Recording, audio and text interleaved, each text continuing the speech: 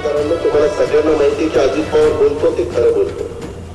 त्यांनी सांगितलं की हो पडलेलं आहे ते आरक्षण आम्ही काढून देऊ, पण तुम्हाला आम्हाला आता 50 लाख रुपये द्यावे लागतील. मुख्यमंत्र्यांच्या बारामतीतल्या सभेसाठी 50 लाख रुपये मागितले. अजित पवार यांचा भाजप नेत्यांवर गंभीर आरोप. महादेव जानकर हे सज्जन मंत्री, त्यांना का त्रास देत आहे? देवेंद्र फडणवीस यांनी विधानसभेत जानकरांची केली पाठराखण. किल्ले रायगडावर दारू पिऊन धिंगाणा घालणाऱ्या राष्ट्रवादीच्या कार्यकर्त्यांचा जळगावात माफीनामा. छत्रपतींच्या पुतळ्यासमोर नाक घासून मागितली माफी. करू देणार नाही अशी माझी नम्र विनंती आहे. नोटबंदीनंतर आरबीआयची विक्रमी नोटा छपाई. आतापर्यंत छापल्या 21.8 अब्ज नोटा. बाजारातला चलन तुटवडा कमी करण्याचा प्रयत्न.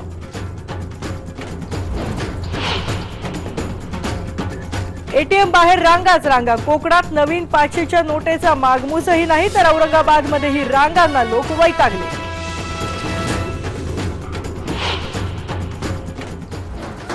वैशाली देसलेच्या मृत्यू प्रकरणी धुळ्यात जिजाऊ ब्रिगेडनं काढली प्रतिकात्मक अंत्ययात्रा.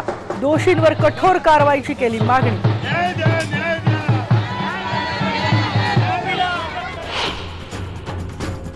आणि वर्धा वादळाचा परिणाम म्हणून महाराष्ट्रात विदर्भ आणि मराठवाड्यात पावसाची शक्यता, तर अवेळी पावसाच्या शक्यतेमुळे नाशिकचे द्राक्ष उत्पादक शेतकरी धास्तावले.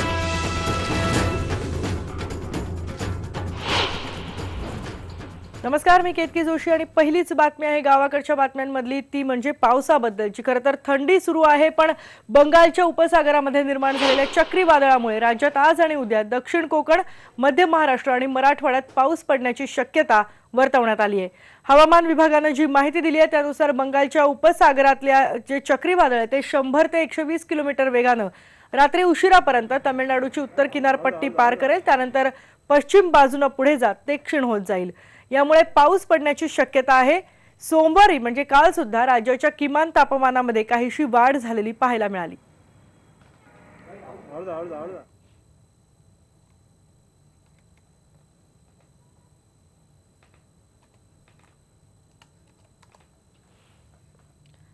तर नाशिक जिल्ह्यामध्ये 2 वर्षांपूर्वी झालेली गारपीट आणि अवकाळी पाऊस याच्या नुकसानीमधून द्राक्ष उत्पादक शेतकरी अजून पुरता बाहेर पडला नाहीये. त्यातच आता चेन्नईत धुमाकूळ घालणाऱ्या वर्धा चक्रीवादळाचा फटका नाशिकलाही बसतोय की काय या विचारानं द्राक्ष उत्पादक शेतकरी घाबरलाय. नाशिक जिल्हा हा द्राक्षाचं माहेरघर म्हणून ओळखला जातो. दरवर्षी हजारो टन द्राक्षाचं उत्पादन इथे शेतकरी घेतात. अशात जर अवेळी पाऊस आला तर शेतकऱ्याचं मोठं नुकसान होऊ शकतं. ही भीती द्राक्ष उत्पादक शेतकऱ्यांनी आणि त्याचबरोबर अभ्यासकांनी सुद्धा व्यक्त केली आहे.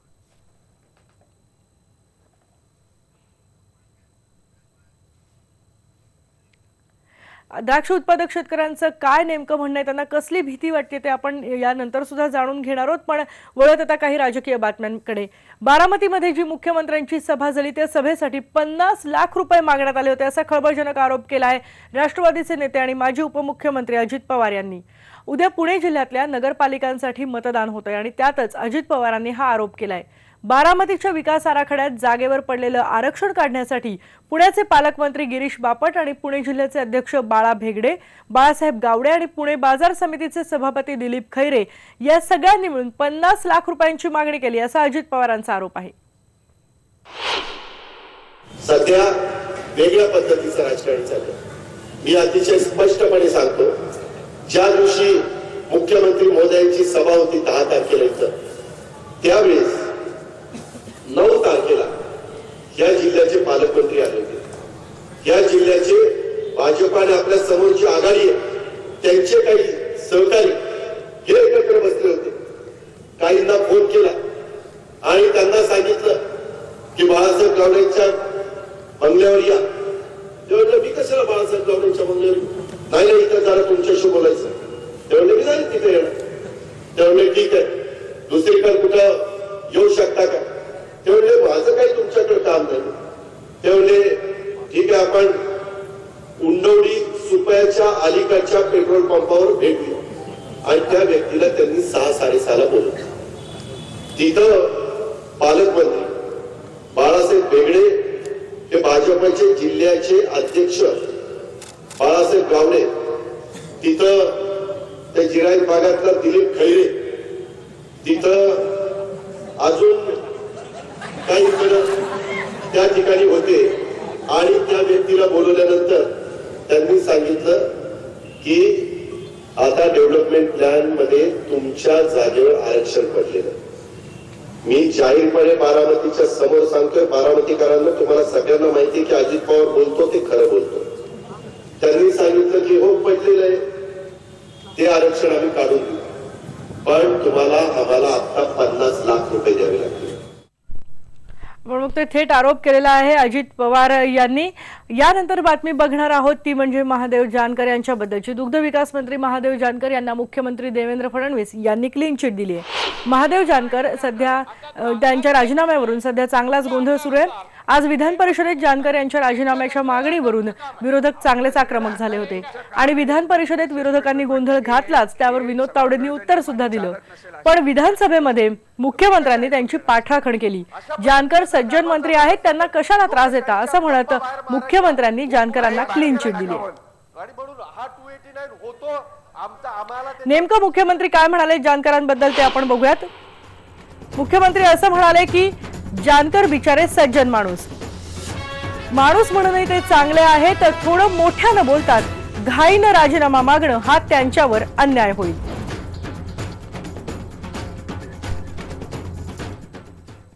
पुढची जरा एक वेगळी बातमी बघणार आहोत. किल्ले रायगडावर दारू पिऊन धिंगाणा घालणाऱ्या जळगाव मधल्या राष्ट्रवादीच्या कार्यकर्त्यांना शिवप्रेमींनी चांगलीच अद्दल घडवली आहे. या तळीरामांना जळगाव मधल्या छत्रपती शिवाजी महाराजांच्या पुतळ्यासमोर नाक घासून माफी मागायला लावली. जळगावचे 3 नगरसेवक आणि त्यांच्या 5 नातेवाईकांनी किल्ले रायगडावर दारू पिऊन धिंगाणा घातला होता. रायगडावर शिवप्रेमींनी राष्ट्रवादीच्या तळीरामांना अद्दल घडवलीच, शिवाय जळगावमध्ये स्वराज्य निर्माण सेनेच्या या कार्यकर्त्यांनी शिवाजी महाराजांच्या पुतळ्यासमोर नाक घासून माफी मागायला लावली आणि लिखित स्वरूपात माफीनामा घेऊन तो रायगड किल्ले समितीकडे सुद्धा पाठवण्यात आला. क्षमा करावी, बस ही माझी नम्र विनंती आहे. मी जो रायगड पे गया था, छत्रपती शिवाजी महाराजांचं जी गलती केली त्याच्याबद्दल आता मी करणार नाही. मी अजून नाक घासतो आणि सुद्धा मी करू देणार नाही अशी माझी नम्र विनंती आहे. तर सगळे मंडळांची माफी मागतो, फक्त मला क्षमा करावी. अशा तळीरामांना अशाच प्रकारची अद्दल घडवली पाहिजे. यानंतरची पुढची बातमी आहे नोटबंदीबद्दलची. एकीकडे आयकर विभाग आणि पोलिसांच्या धाडीमध्ये कोट्यवधी रुपयांच्या नव्या 2-2 हजाराच्या नोटाही मिळत आहेत, तर दुसरीकडे एटीएम बाहेर उभ्या असलेल्या लोकांना महिना उलटून गेलाय, पण केवळ 2.5 हजारांवर समाधान मानावं लागतंय. 500च्या नोटांचा तर कोकणात अजून मागमूसच नाहीये. यामुळे त्रस्त झालेल्या लोकांचं काय म्हणणं आहे ते जाणून घेतलंय आमचे प्रतिनिधी दिनेश केळुसकर यांनी. डिमॉनिटायझेशनचा निर्णय घेतल्यानंतर 1 महिना उलटून गेलेला आहे, पण लोकांना ज्या मिळणाऱ्या नोटा आहेत, म्हणजे नवीन, आता ही ATM समोरची रांग आहे, तर या रांगेमध्ये लोक आहेत, त्यांना 2.5 हजार रुपये मिळत आहेत. पण 2.5 हजार रुपये मिळताना एक नोट 2 हजारची मिळते आणि 100च्या 5 नोटा मिळत आहेत.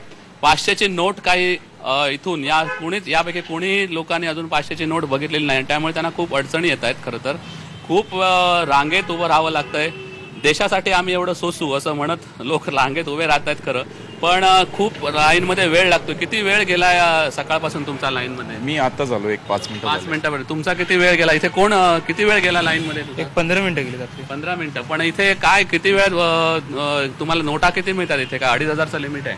2.5 हजारचं लिमिट आहे. हां, 2.5 हजारामध्ये किती तुम्हाला सुट्ट्या पैशांचा प्रॉब्लेम येतोय? म्हणजे सुट्ट्या पैसे मिळत नाही. 2.5 2 हजाराची मिळत नाही. 2 हजारची नोट मिळते, 2 हजारची नोट मिळते. आणि काका खरं तर पैसे वाढवून मिळायला पाहिजे होते, कारण आता सारखं आज किती दिवस तुम्ही किती वेळा झालं लाईन काम होत नाही सर आमचं. काम होत नाही, एवढ्या पैशांनी काम नाही होत. एवढ्या नाही, वाढून मिळाला पाहिजे कमसे कम 4.5 हजार. कारण 3 दिवस बँका बंद होत्या, आता उघडली आहे बँक, तरी उपासमारी आज आमचं. उघडली बँक आणि आता चालू झालेली लाईन तर आहे ती. लाईन तर आहे. आहेच होय. पण हे नियोजन झालं नाही ठीक, कारण महिना होऊन गेला आहे. हो, अजूनपर्यंत नाही. अजून लोकांना त्रास आहेच. लोकांना त्रास आहे खरं तर. निपाणी, बेळगाव निपाणीमध्ये इन्कम टॅक्स विभाग असेल किंवा क्राईम बँकचे लोक असतील, ते जे लोक नोटा पकडतायत त्यांना नवीन नोटांमध्ये, म्हणजे नव्या नोटांमध्ये ही सगळी करन्सी मिळते आहे. निपाणीमध्ये तर 14 लाख रुपये, म्हणजे 2 हजारच्या नोटा, त्यानंतर कोपरखेरणेमध्ये उल्हासनगरमध्ये असे खूप मोठ्या रेट्स टाकतं इन्कम टॅक्स विभाग, त्यांच्याकडे नवीन नोटा मिळत आहेत पण ग्राहकांना मिळत नाहीत. काय सांगाल, ग्राहकांची अडचण होते कारण एकीकडे नोटा बंदी आहेत पण तुम्हाला जास्ती पैसे मिळणं अपेक्षित आहे का? काय हो जास्ती पैसे मिळणं अपेक्षित आहे. अपेक्षित आहे कारण तुम्ही एक गृहिणी आहात. आता तुम्हाला जर संबंध संसाराचा गाडा चालवायचा असेल, किती वेळा तुम्ही लाईनमध्ये राहणार? लाईनमध्ये आता दिवस वेळ आमचा दिवस जातोच लाईनमध्ये उभं राहून, पण पैसे काय मनासारखे मिळतच नाही. 500ची नोट बघितली? नाही 500ची नोट तुम्ही बघितली? 500 नाहीच ना? नाहीच, अजूनपर्यंत नाहीच बघितलं. अजूनपर्यंत 500 नाही आहेत. म्हणजे आता जे पैसे मिळत आहेत, किती दिवस महिना उलटून गेला तरी सुद्धा 500ची नोट अजून यांना मिळत नाही. आणि त्यामुळे केवळ 2000ची एक नोट आणि 100च्या 5 नोटा, ते सुद्धा आता 2500 रुपये ATM मधून विड्रॉलचं लिमिट केल्यानंतर 100च्या 5 नोटा मिळतात. पण 100च्या नोटांची पण टंचाई आहे आणि त्या संपल्या की पुन्हा एकदा 2000ची एक नोट घेऊन इथे ATMच्या बाहेर उभे असलेल्या या ग्राहकांना समाधान मानावं लागतंय. पुन्हा मग दुसऱ्या दिवशी ATMमध्ये यायचं. एकीकडे करोडो रुपये म्हणजे लक्षावधी रुपये रेटमध्ये नव्या नोटा मिळत आहेत, पण मग या लोकांना का नाही मिळत आहेत ATMमध्ये, हा खरा प्रश्न आहे. आणि याचा संताप आणि चीड सुद्धा लोकांमध्ये आहे. लोक म्हणत आहेत देशासाठी आम्ही सोसू, 50 दिवसानंतर बघू काय होतंय ते. 50 दिवस लोक शांततेने रांगेमध्ये राहणार आहेत, नंतर मात्र लोकांच्या संतापाचा उद्रेक होऊ शकतो. व्हिडिओ जर्नलिस्ट विजय वासुदकरसह दिनेश केळुसकर, IBN लोकमत, रत्नागिरी. आज सकाळपासून औरंगाबादमध्ये सुद्धा अशीच परिस्थिती आहे. 3 दिवस बँका बंद आहेत, त्यामुळे ATM मध्ये पैसे नव्हते आणि बँकेत आलेले पैसे आमच्या हातात पडत नाहीत तर मग जातात कुठे, असा संतप्त सवाल नागरिक करतायत. काही जण तर केवळ रांगेत लावून दररोज 2-2 हजार मिळवतायत आणि कसा बसा आपला खर्च भागवतायत.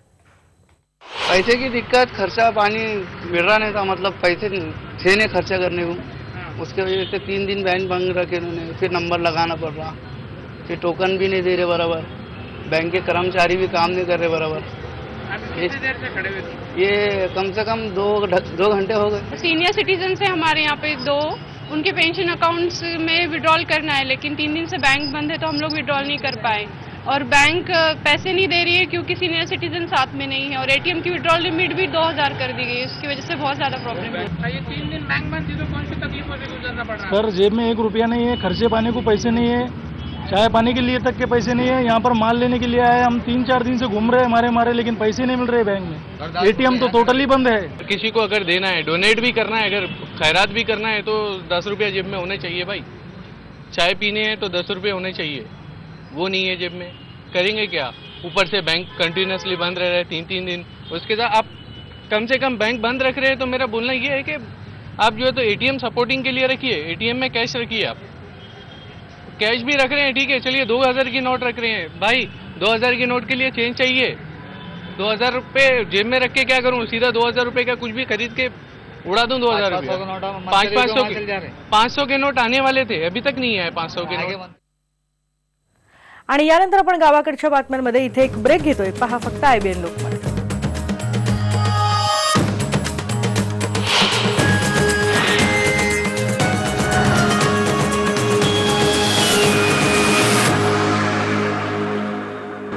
रत्नागिरी जिल्ह्यामध्ये सगळ्यात जास्त गरम पाण्याचे झरे आहेत आणि त्यातला उनवरे गावातला गरम पाण्याचा झरा खूपच प्रसिद्ध आहे. यामुळे उनवरे गाव हे पर्यटनाच्या दृष्टीनं प्रकाशझोतात आले. पाहूयात हा एक स्पेशल रिपोर्ट.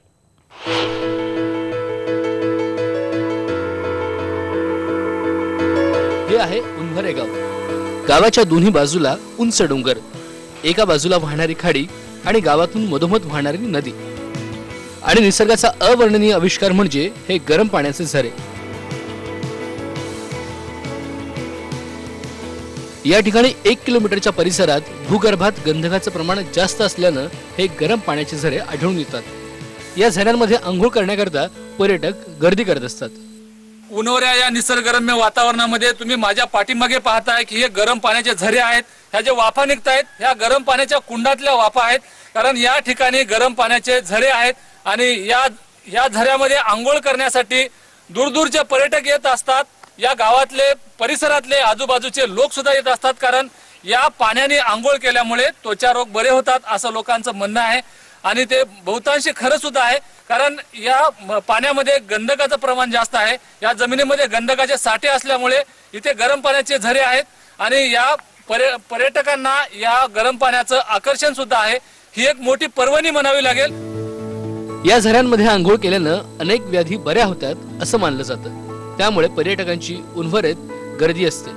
पण पायाभूत सोयी सुविधांच्या बाबतीत मात्र हे गाव कृतिशून्य आहे असा पर्यटकांचा आरोप आहे आणि त्यामुळेच या पर्यटन स्थळाला क दर्जा मिळाला आहे. एक मोठी कुंड आहे जे डायरेक्ट पाणी येतो ते आम्ही मोठ्या कुंडीत म्हणजे घेतो. नंतर जे कुंड्या लहान आहेत सप्लाय लेडीजसाठी पण आहे जेंट्ससाठी पण आहे त्यातनं तो मोठे कुंडीत तिकडे जातो. एवढं प्रमाण गरम आणि ते थंड होऊन थोडा मग आम्ही आंघोळी घेऊ शकतो. नाहीतर डायरेक्ट एवढं गरम आहे की डायरेक्ट पाणी आम्ही आंघोळी घेऊ शकत नाही. 70 ते 80% गरम पाणी आहे की त्यामुळे आपल्याला म्हणजे गरम वाटतं जरा आणि आपल्या रोजच्या आपण जसं आंघोळ करतो तसं हे पाणी आहे आणि चांगलं आहे आरोग्यासाठी.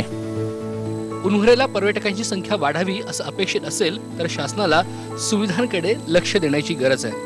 उन्हवरे गावातील गरम पाण्याच्या झऱ्यामुळे उन्हवरे गाव नावारूपाला आलंय. या ठिकाणी पर्यटक सुद्धा मोठ्या प्रमाणावरती येत असतात. पर्यटनाचा क दर्जा या गावाला देण्यात आलाय. मात्र या गावातल्या सुविधा शासन पुरवायला तयार नाही. या गावात सुविधा होणार का हाच खरा सवाल आहे. IBN लोकमत, शिवाजी गोरे, दापोली. गावाकडच्या बातम्यांमध्ये आणखी महत्त्वाच्या बातम्या बघायच्या आहेत. एक ब्रेक घेतोय पण त्याआधी महत्त्वाच्या हेडलाईन्स. महादेव जानकर हे सज्जन मंत्री, त्यांना का त्रास देत आहे? देवेंद्र फडणवीस यांनी विधानसभेत जानकरांची केली पाठराखण. किल्ले रायगडावर दारू पिऊन धिंगाणा घालणाऱ्या राष्ट्रवादीच्या कार्यकर्त्यांचा जळगावात माफीनामा. छत्रपतींच्या पुतळ्यासमोर नाक घासून मागितली माफी. करू देणार नाही अशी माझी नम्र विनंती आहे. आणि वर्धा वादळाचा परिणाम म्हणून महाराष्ट्रात विदर्भ आणि मराठवाड्यात पावसाची शक्यता, तर अवेळी पावसाच्या शक्यतेमुळे नाशिकचे द्राक्ष उत्पादक शेतकरी धास्तावले. कबड्डी प्रीमियर लीगच्या धर्तीवर नाशिक महानगरपालिका आणि क्रांतीवीर वसंतराव नाईक शिक्षण संस्थेकडून कबड्डी प्रीमियर लीग नाशिकला सुरू आहे. या स्पर्धेत उत्तर महाराष्ट्रातून 6 संघ सहभागी झालेत. डोंगरे वसतिगृह इथं या स्पर्धा सुरू आहेत आणि त्या बघण्यासाठी क्रीडाप्रेमी मोठी गर्दी करतायत. 11 ते 18 डिसेंबर या स्पर्धा सुरू राहतील. राज्यस्तरीय स्पर्धेच्या धर्तीवर आयोजित या स्पर्धेमध्ये विजेत्या संघासाठी लाखो रुपयांची बक्षिसं ठेवण्यात आली आहेत. या मातीच्या खेळालाही वाव मिळावा यासाठी या स्पर्धा भरवण्यात आल्याचं आयोजकांनी सांगितलंय. यानंतर आपण गावाकडच्या बातम्यांमध्ये इथेच थांबतोय. यानंतर काही वेळातच भेटणार आहोत खबर महाराष्ट्राची मध्ये. पहा फक्त IBN लोकमत.